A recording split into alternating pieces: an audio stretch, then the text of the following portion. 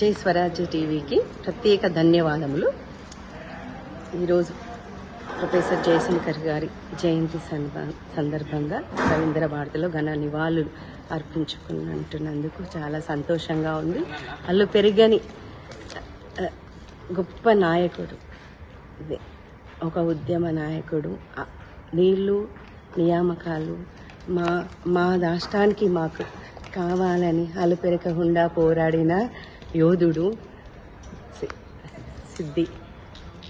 అలాగే ఎంతో మందికి ఆదర్శనీయుడు. ఇలాంటి మహనీయుడి జయంతి ఈరోజు రవీంద్ర భారతిలో జరుపుకున్నందుకు చాలా సంతోషంగా ఉంది.